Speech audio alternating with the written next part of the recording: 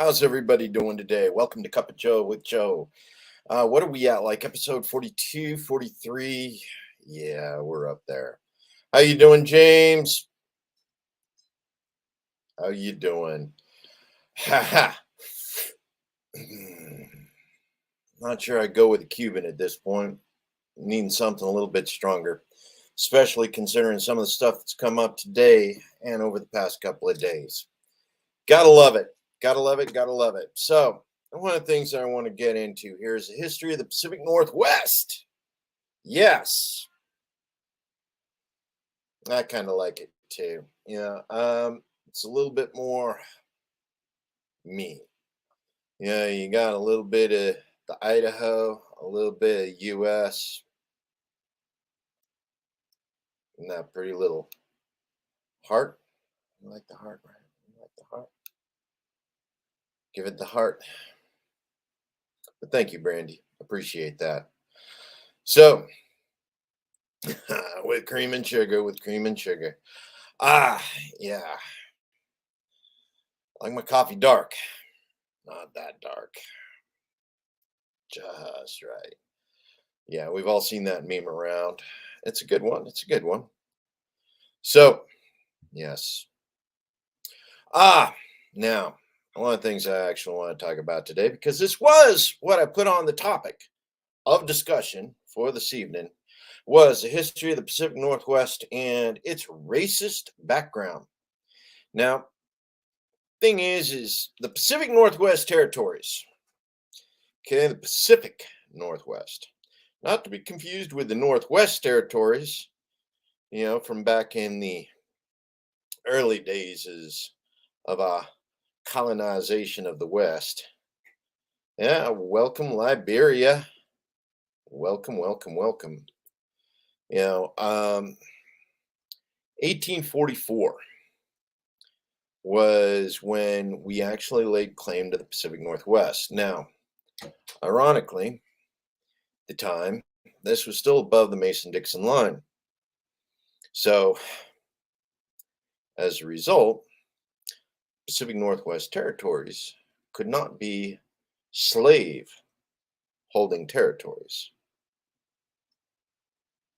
However, what they decided to do, rather than go with slave holding, allow slave holding, they specifically banned minorities from living in the Pacific Northwest. Now, of course, they couldn't do anything about the indigenous people who were already living here. However, black people claimed it as claimed it like it was just not ours. The question wasn't whether or not who was here before or who was here going to be here after. It was the debate of whether or not it was the British or the Americans who got to claim the Oregon Territory. That was, the whole thing, the Oregon Trail, the mass migration, from 1844, trying to settle the West so we could claim it, regardless, as James so calmly pointed out, who actually lived here. Now, in 1844, with the founding of the territories, they actually passed a law that banned black people from living or owning territory there, or for staying longer than a specified amount of time. It was something like every 60 days, if you were still in the Oregon Territory, something like 30 lashes or something ridiculous. And the idea is this was to create a white exclusive territory. So when we talk about white nationalism, okay, it's been part of the Oregon Territory, and that is Oregon, Washington, and Idaho. The Oregon Territory, white nationalism has been here since its inception in 1844 when it was declared a U.S. territory, claimed by the United States government. So, I mean, really, we've dude, There's a reason why Portland, Oregon is the whitest large city in the United States.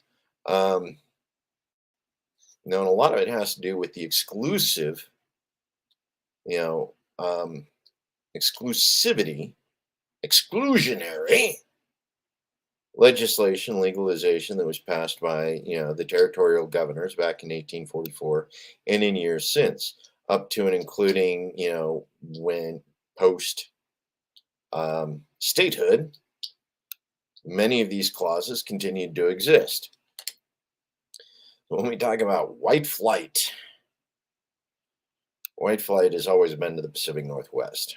Now, an awful lot of us who grew up here, like to think that we grew up in an area that was, well, not racist because we weren't exposed to it. Well, there was a reason we weren't exposed to it. It's because certain people spent an awful lot of time making sure that we weren't. Because they made sure the opportunity to meet and greet Black people in the states of Idaho and Oregon and Washington was minimized. Can't be racist because I don't know any Black people to be racist towards. Now, unfortunately, that was an awful lot of me growing up. A school of 1,000 kids, one of them was Black. Yeah, we carry signs now. Definitely manifest destiny. Yeah, yeah, we did that. Ecological warfare, environmental warfare, the damage we have done to the American ecology.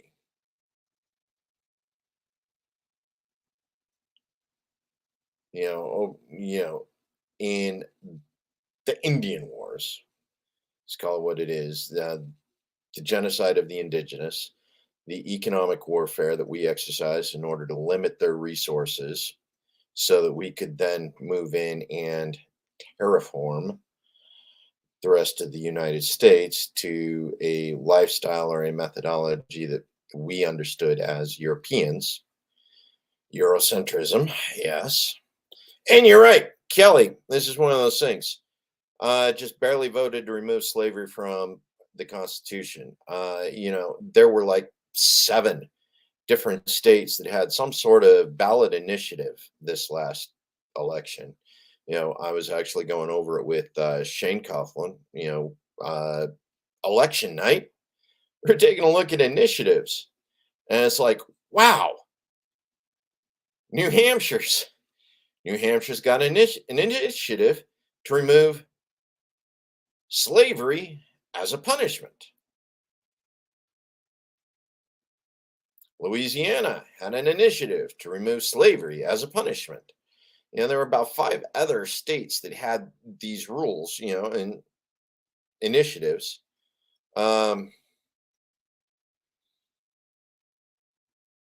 We finally got around, some of these states finally got around to saying, no, no, no, we aren't going to use forced labor as a punishment for criminal behavior, especially considering how arbitrary some of these state laws were in deciding that forced labor was an appropriate punishment for the crime. Okay, here in the state of Idaho, we have, thank you, Go Start, thank you.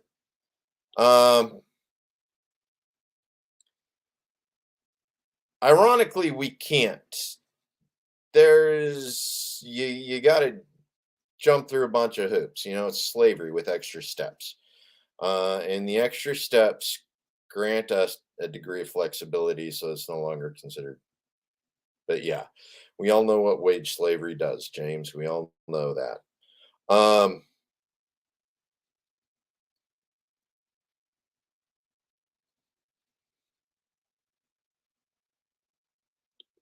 you know, Economic, ecological, and germ warfare.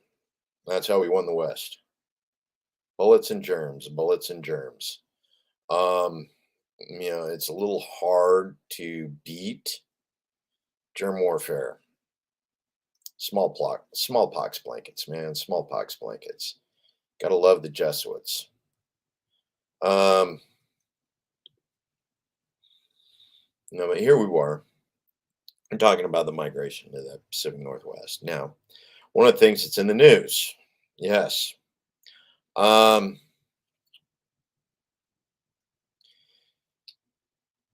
one of an individual who's going by the pen name Daniel Vineyard attended as a speaker a conference called the American Renaissance. Now, he's done some pre-recorded things prior to that as Daniel Vineyard, as a teacher, as an instructor, as a podcaster, or preparation for to go into that whole political realm as a subject matter expert on race realism. Okay, now we all know race realism is code for white nationalism. White supremacy is the idea that blacks are inherently criminal, which is bullshit. We know that. Um, Over policing of minority communities, underrepresented communities. Let's get that right. Okay. We don't use the word minority because they are not minor people. They are not a minor portion of the community. They are underrepresented. Okay. This underrepresentation means that they are over policed because we can, because they're not part of the dominant culture here in the United States. White hetero male Christianity.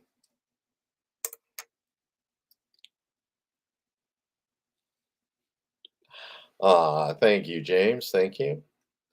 I we all know I'm no saint, though. We all know I'm no saint. Um, no, the Caesar Laurel, the Caesar Laurel. Yep, yep. Anyway, uh, so back to the issue of race realism. Now, the thing is Daniel Vineyard is a pseudonym for a Boise Police Department police chief who retired back in August. Now, because there's an investigation ongoing right now, largely spawned by the idea that a police chief was actively talking about race realism while a police chief, as a subject matter expert, at events like the American Renaissance and on a various number of other shows associated with, the Oath Takers, a number of other organizations that promote white supremacy and racism in the United States. You know,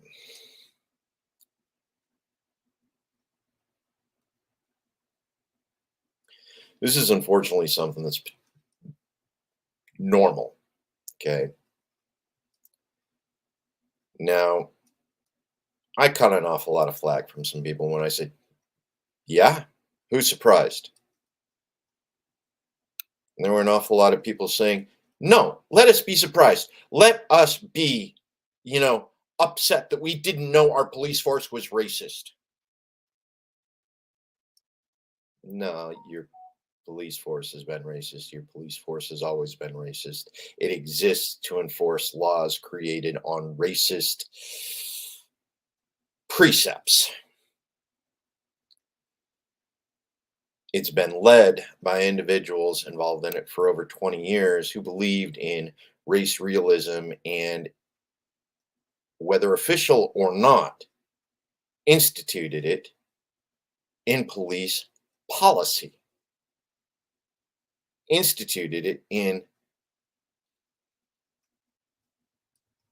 the way they represent the communities in the state of Idaho. Now, this continues to be a problem all across the state. Now, it's not necessarily limited to. Matter of fact, I know damn well it's not limited to Boise, Idaho, because we've had similar problems with Canyon County law enforcement organizations. We have problems with it up in northern Idaho. We have problems where, on a regular basis, some representative of one law enforcement organization or another has to come out and apologize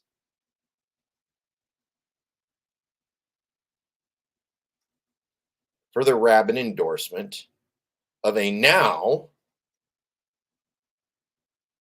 known racist in their leadership. Yeah, now Daniel Vineyard, in his real name and his real persona, was on the Boise Police Department rolls for over 20 years. He retired as a police chief after replacing an Asian police chief who he had filed complaints against. Okay. Um,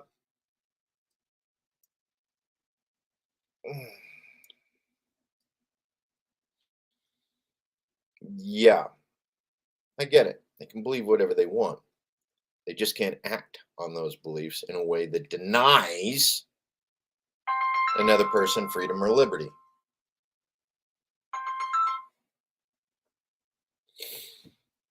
And yeah, I agree. Idaho's officially joined the crazy state competition. I mean, like, we haven't been there for a while. We got 4 murders on a Idaho University campus. Knife wounds to the body. 4 people in their sleep. Knife wounds on campus. Dead. Um, we have a police chief who's just outed himself as a white supremacist and race realist. Former police chief. Yeah, and this is right. It is cops we're talking about, not civil rights lawyers. The thing is when it comes to race realism in Boise, Idaho, there's very little reason to even consider it as a primary practice. Nearly 97% of the population is white.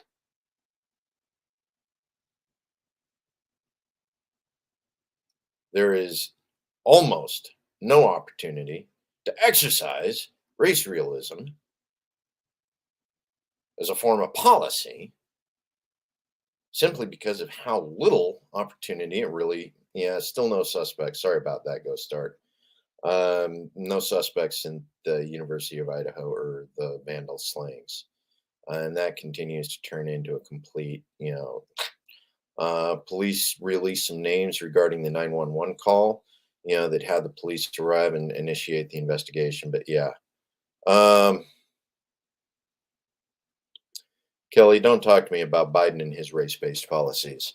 Reason why is because when Biden back in the 80s got in, or 80s, no, it was 90s, because Biden got his 3 strikes law and his tough on crime bill under Clinton, so 90s, his race-based policy, the basis, and of course, before that, you did have Reagan with his crack in the hoods, where crack cocaine carried double the penalty of regular cocaine. So the white kids in colleges could continue to snort the shit, while black kids in the ghettos were going to prison for 20 years for smoking it. Yeah.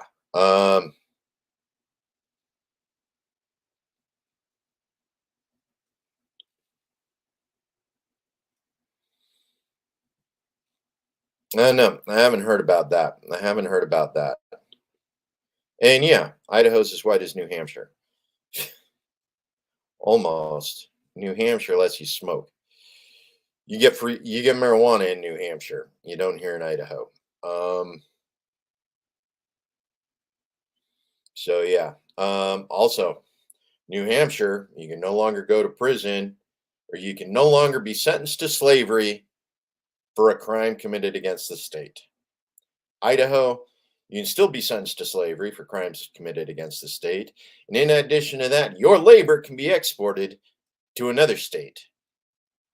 That's why we got beef processing plants here that hire prison labor, because prison labor can still be exported out of state. Um,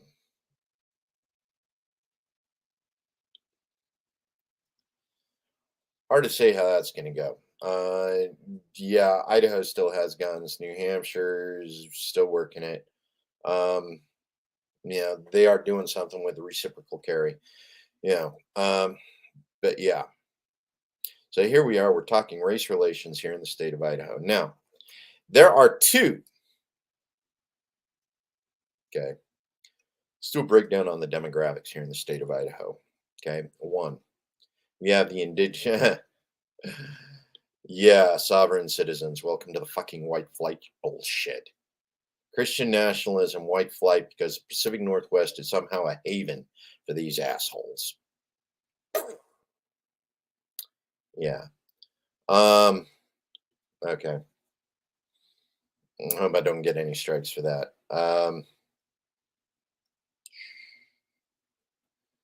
You didn't hear me say those words.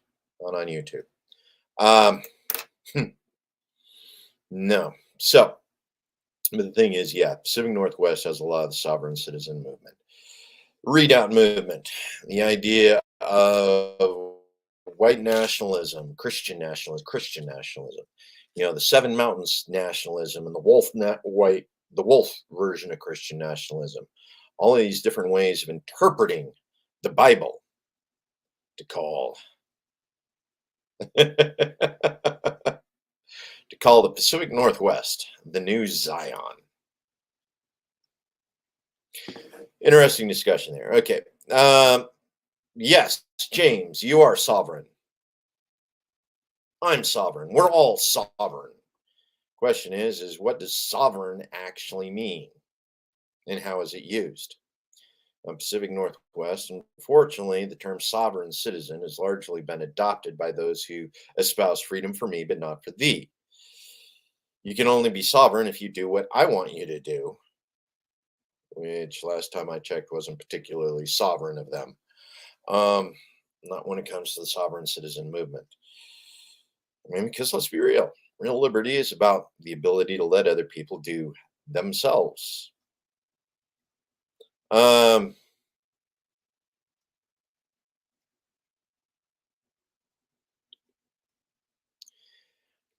I don't know why. I do not know why. Okay, Idaho is lower on regulations. We do support your gun rights. However, we don't let you smoke the weed. We don't give women reproductive rights. Matter of fact, right now we're dealing with OBGYN flight from the state simply because OBGYNs don't want to be put in a situation where they're caring for a woman whose pregnancy may need to be terminated prematurely because they don't want to go to prison. And I can't blame them.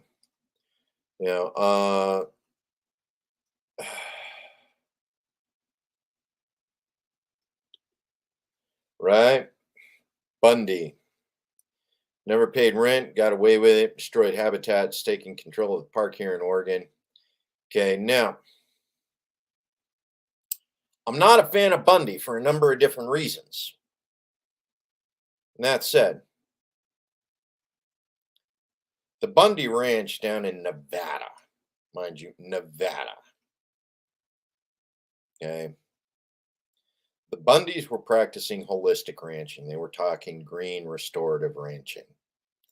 Okay, now the thing is the Bureau of Land Management does not approve of holistic land management because it's a violation of the rules set back in 1970 for environmental protection.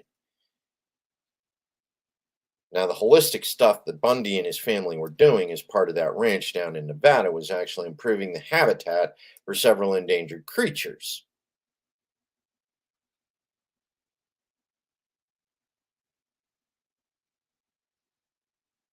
They were still doing it in a way that BLM did not approve of. And as a result, we ended up with interactions that led to giving Ammon Bundy a degree of notoriety that allowed him to become famous with the sovereign citizens movement and various anti-establishment people. Except the thing is Ammon Bundy is, for all intents and purposes, a Christian nationalist who believes in using the state to inform moral policy.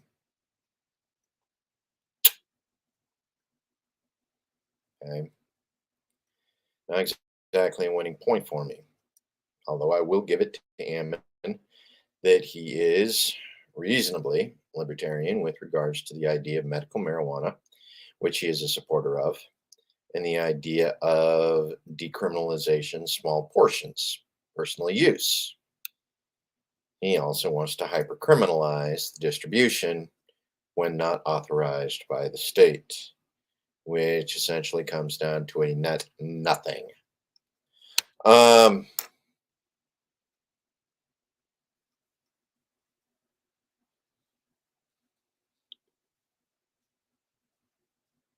yeah, that's when they come down and when they actually need to bring the shit to market. You still got to bring cattle to market, and the process of bringing cattle to market is destructive, regardless of how else you treat the land holistically, the rest of it. So, yeah, it does not surprise me that the watersheds near Vegas were endangered during that particular time of the year. Um, no, Ammon Bundy is still alive. All of the Bundy brothers are still alive. You're thinking of Roy Tillicum.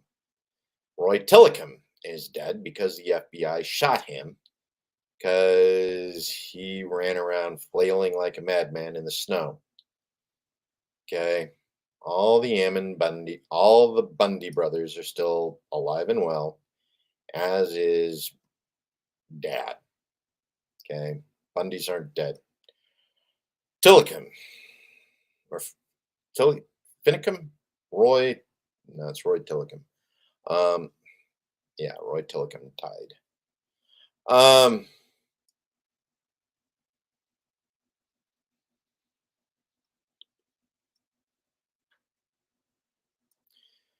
he did. He did, Kelly. He actually picked up what 17% of the vote for governor. He ran for governor. He got 17% of the vote.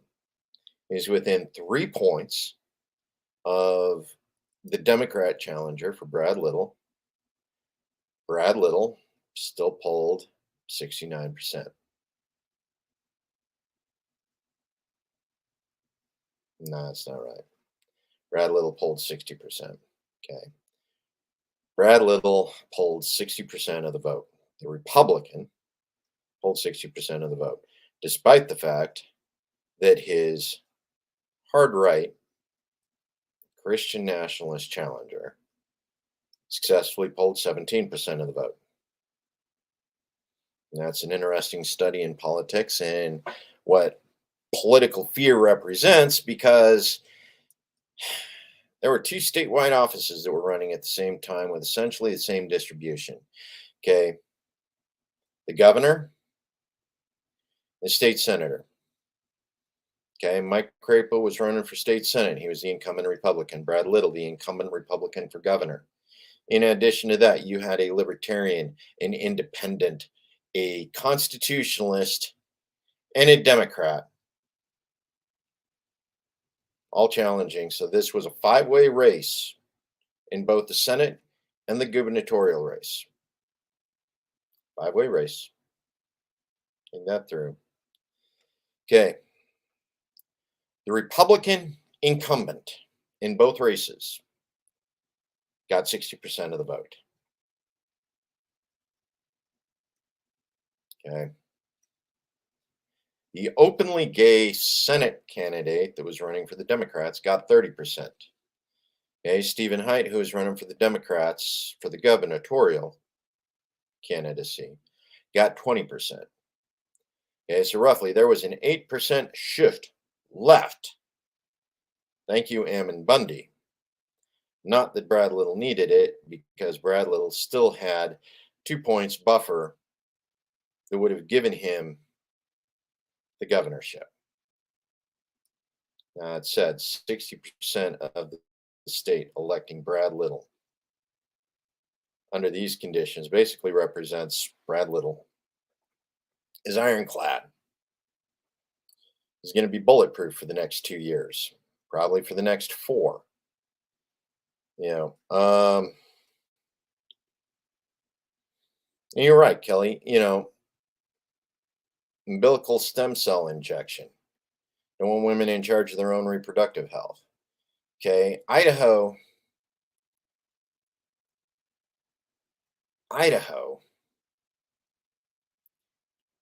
has a market for gestational carriers. Okay, think that through. In a state where we don't allow reproductive rights, we still have a market for gestational carriers. We have women who will go through the process to receive in vitro fertilization to carry a child for 9 months for total strangers, a child with no genetic association to her. That happens in Idaho. It's one of the few states where it's not regulated. We do not regulate IVF and gestational carriers in the state of Iowa. We don't. Okay, yet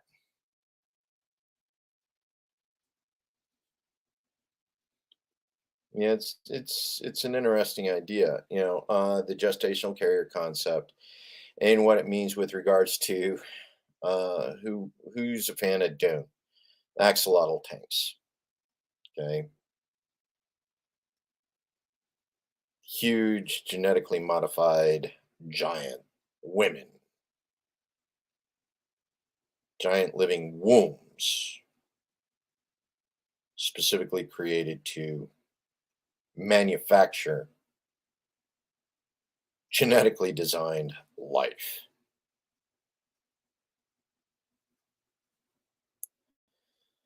Yeah, well, I'm not going to get into that, James. I'm not going to get into that.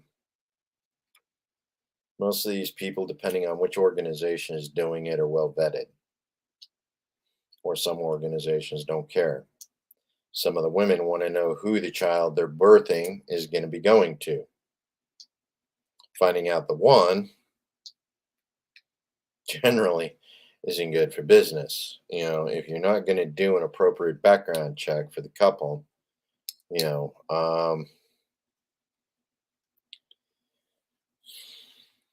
yeah, there's that.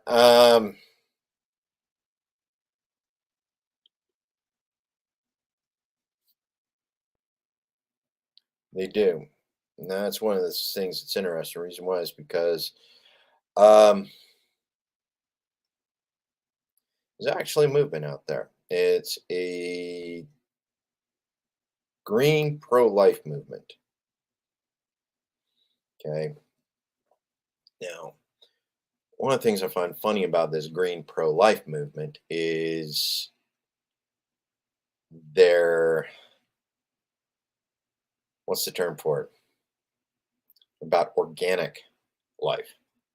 Okay. Now, mind you, what this represents, the green forced birth movement is about organic life.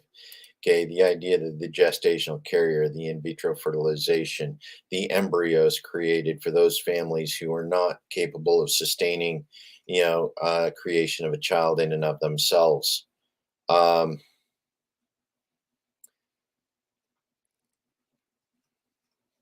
James, I'm not supposed to be giving people ideas. I have been told not to give people ideas. Okay, stop. Don't go there.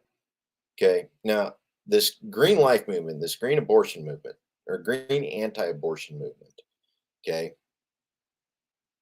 they have decided that there is only one way in which life can be created, and once created, it cannot be destroyed. Okay, and that means once conception happens, she's got to carry it to term, whether she wants it or not. Meanwhile, women who want it, who can't conceive without one of these other methods, methods are supposed to be absolutely denied the opportunity to give birth.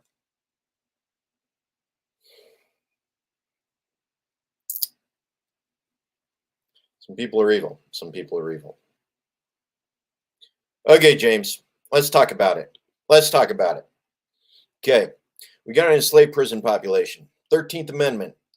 Okay, you can be forced to serve labor, serve at the will of the state in order to accomplish anything in order to settle the debt acquired through your crimes against the state. Okay, now in the state of Idaho, 35% of our population, prison population, happens to be in prison for nonviolent drug offenses. Okay. Huh. Yeah, rich people got an option. Okay. That's why India stopped doing business with China, because China was harvesting uh, in vitro fertilized births in from Indian women in India. Okay, in order to sell on the black market. Okay. Now, thing is once India went out of business, they moved the business to the Ukraine. As one of the sins of the Ukraine was the idea of using in vitro fertilization in order to create organ harvesting farms. Um, whether real or not, whether it's the conspiracy or not, okay, we all recognize the medical potential for that. Okay, and we recognize that certain rich people have no moral qualms about the death of an innocent in order to preserve the life of a wealthy individual that they can seem to be more important to the greater good than the child they are about to kill.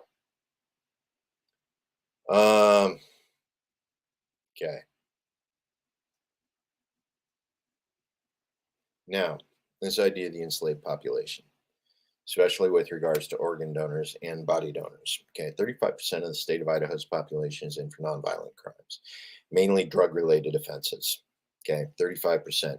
Now, of that, Idaho happens to have one of the highest percentages of female incarceration. Well, not one of the highest percentage, highest rate of female incarceration in the United States. Okay, currently, the Cottonwood facility, which is one of our women's prisons here in the state, you can always count on at least 5 of the women being pregnant at any given time.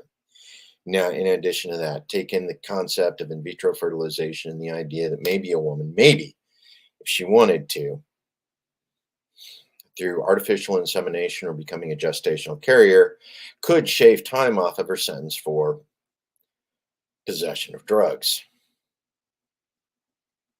All she needs to do is carry a baby.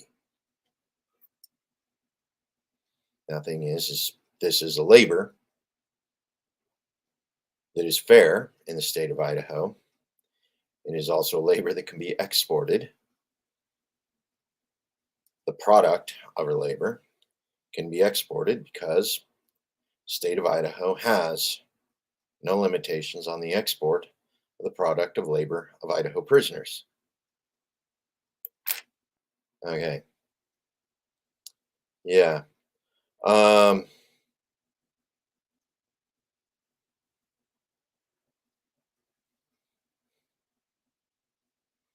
no, that's fair. Yeah. Some people never learn. They don't learn.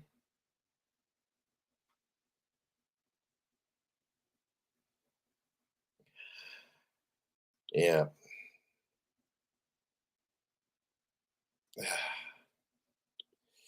But yeah. So we actually have a captive female population in for nonviolent crimes, capable of serving as gestational carriers. We're currently in the process of making it even more illegal to be a woman in the state of Idaho, more reasons to put them in prison, more reasons to convert their sentences for services rendered. Um, yeah, I know there are going to be some people out there saying, Joe, you don't know what you're talking about. We would never do that in Idaho.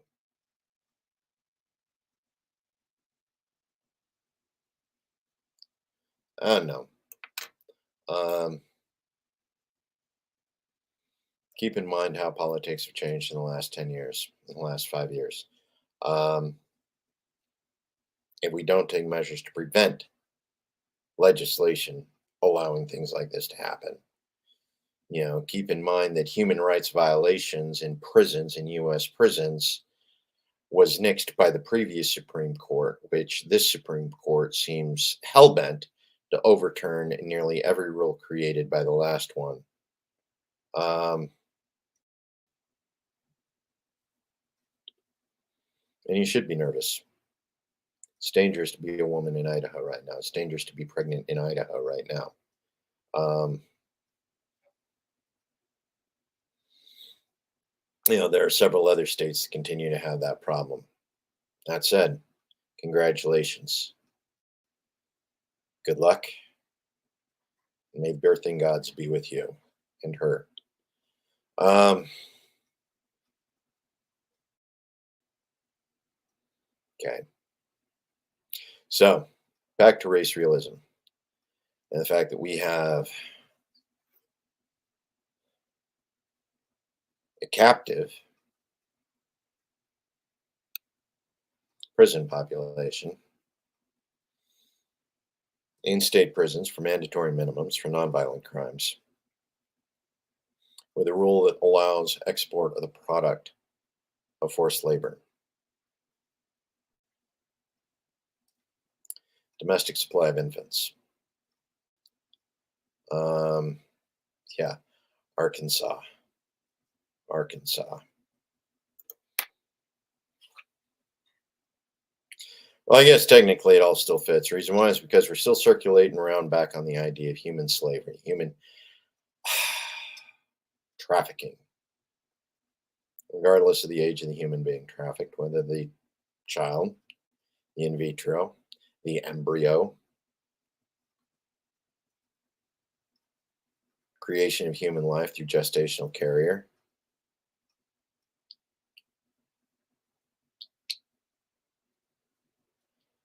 Oh, yeah, and we definitely have a for-profit prison system here in the state of Idaho. We actually nixed the privatization. That still doesn't mean it's not a for-profit basis. Uh, our prison system here is definitely geared towards profiteering off of the misery of those sentenced for crimes, particularly nonviolent crimes here in the state of Idaho. Okay. Many of the jobs associated with some of these facilities are pennies on the dollar, and literally pennies on the dollar. 15 cents for an hour's worth of work because the rest of it goes to something else.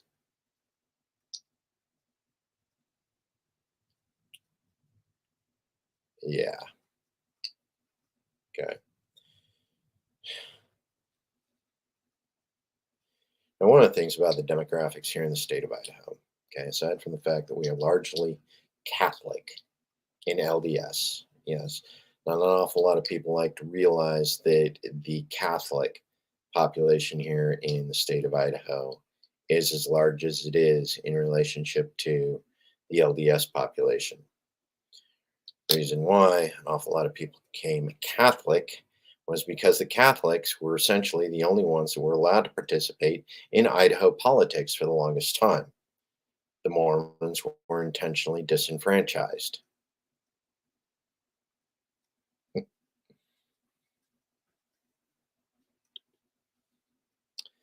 But we do. We just relabel it, James. We make products with slave labor made in the USA all the time. We just relabel it so nobody knows exactly what it is we're doing. Ah, okay. The demographics here in the state of Idaho, largely Catholic.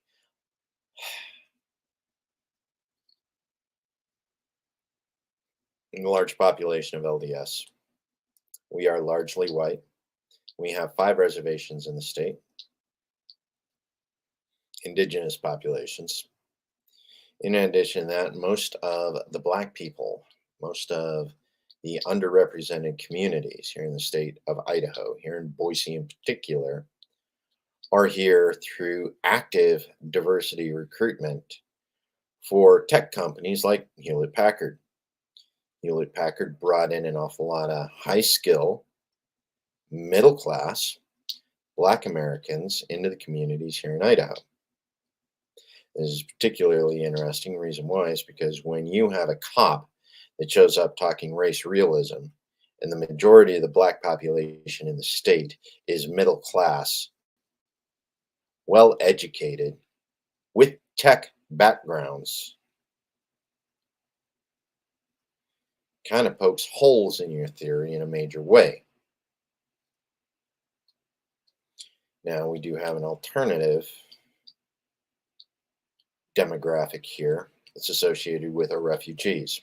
Reason why is because for the past 30 years, Boise has been one of the bigger centers for refugee resettlement programs here in the United States.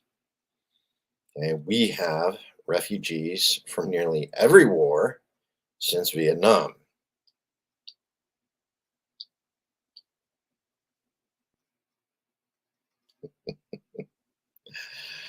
Um,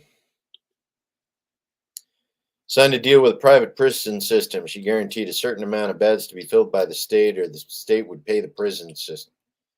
You know, you pay for the number of beds. The fact that you got to fill them or be fined for failure to fill them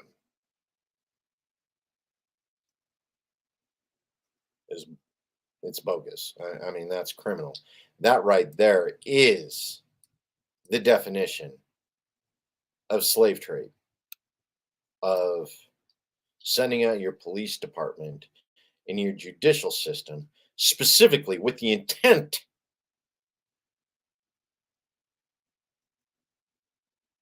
of making people criminals to meet a contractual obligation. Okay. Yeah. Arizona, ridiculous. And then the Kamala scenario, in California. Let's hold you over because we need cheap labor to fight fires.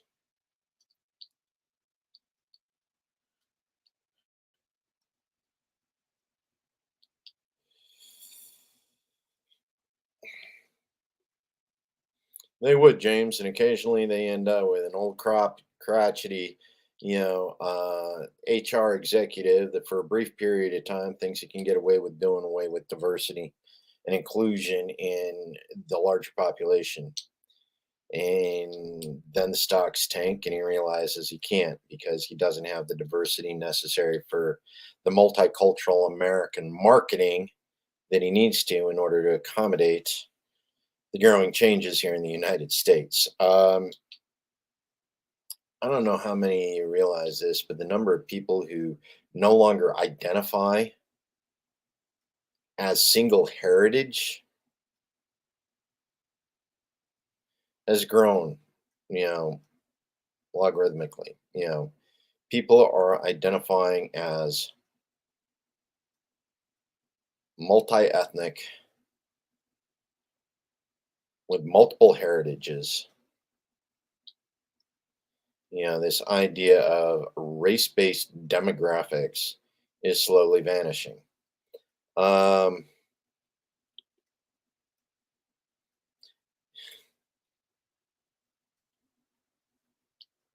right? Stop making criminals. Stop paying for a police force to make criminals for cheap labor.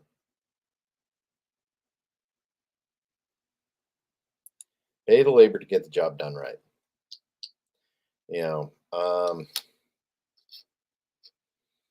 That's it. I'm not sure who was it? Washington recently did a mass pardon.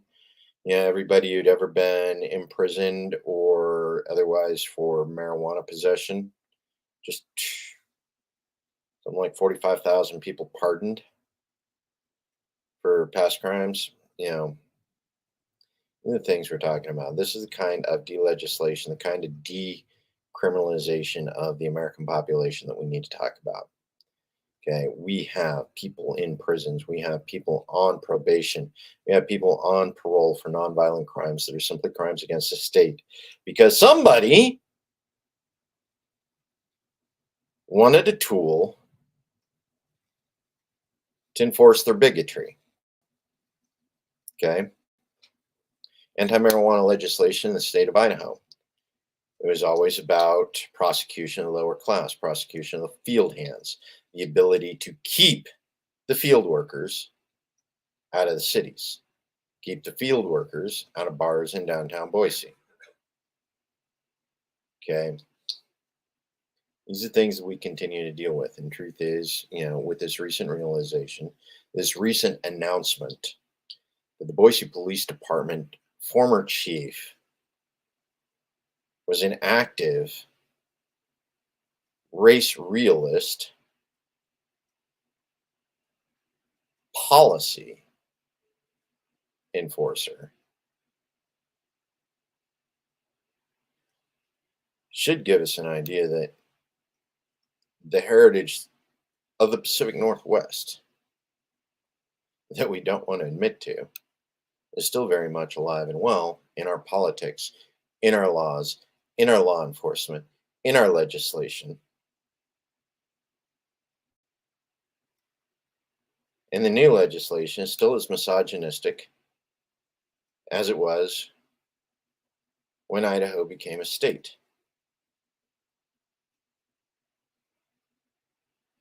And Idaho is just a small part of what the rest of the United States happens to be.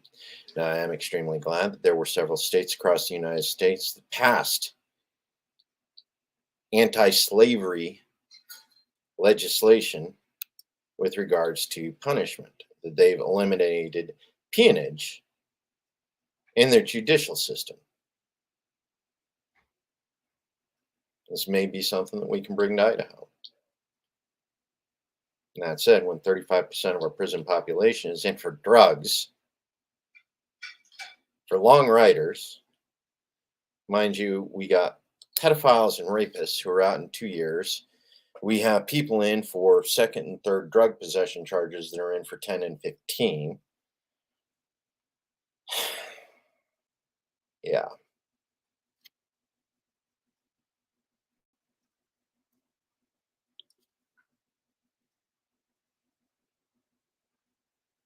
Good.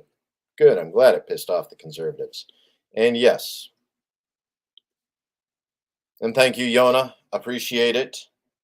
Appreciate it oh so much.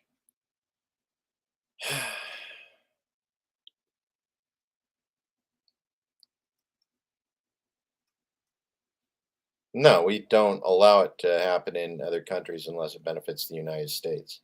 Child slave labor in the Congo for mining cobalt, is only allowed because it benefits the United States. Sweatshops in China are only allowed because it benefits the United States. It has to benefit us before we allow the slavery to exist, James. You know that. You do. Okay. Remember, folks, love is change. Change is love. Evolution is the way forward. Family, friends, community. As long as you got those three, you can make anything happen. Love you guys. Stay safe.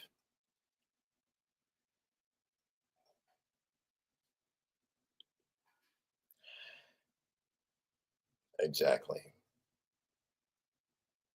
Keep fighting the good fight. Keep fighting the good fight. And absolutely, Kelly.